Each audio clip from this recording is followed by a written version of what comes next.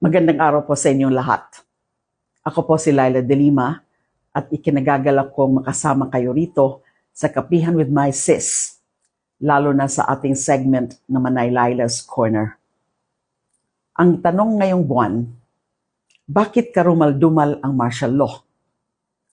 Simple pero mabigat ang sagot. Dahil ang martial law ay nagdulot ng sistematikong pagyurak sa karapatang pantao ng ating mga kababayan. Hindi ito usapin ng disiplina lamang, tulad ng madalas ikatwiran ng iba. Panahon ito kung kailan libo-libong Pilipino ang ikinulong ng walang kaso, tinorture, at pinatahimik. Marami ang nawala at hanggang ngayon, hindi pa rin nakikita. Bilang dating chairperson ng Commission on Human Rights at bilang isang abogado, nakita ko ang mga sugat na iniwan ng panahong yon. Hindi lang sa katawan ng mga biktima, kundi pati sa kanilang pamilya at sa ating bayan. Ang martial law ay karumal-dumal dahil ginawa nitong normal ang takot. At ipinakita nito na kapag absolute power ang hawak ng iilan, ang mamamayan ang nagiging biktima.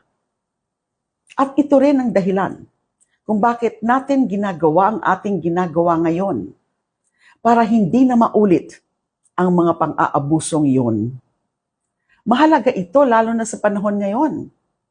Ang mga saksi, ang mga lumaban sa diktadura, at ang mga nagpatotoo laban sa kapangyarihan ay unti-unti nang tumatanda.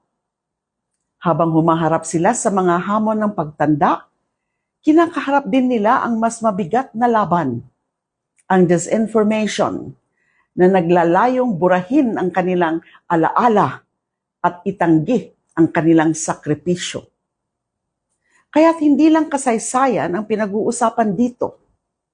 Karumal-dumal ang martial law hindi lamang dahil sa mga nangyari noon, kundi dahil sa patuloy na pagtatangka na pawiin ang katotohanan. Ang pagbura at pagpapalimot sa mga pang-aabuso ay isa ring anyo ng pang-aabuso dahil dinadaya nito ang isip ng susunod na henerasyon at inihahanda sila sa parehong panganib ng panlilinlang at paniniil. Mga kapatid, ito ang ating hamon. Huwag palitan ng kasinungalingan ang katotohanan. At huwag hayaan ng ating kalayaan ay muling agawin. Tandaan natin, ang bawat pag-alala ay isang anyo ng paglaban at ang bawat pagkwento ng katotohanan ay isang hakbang para siguraduhin na hindi na mauulit ang karahasan ng martial law.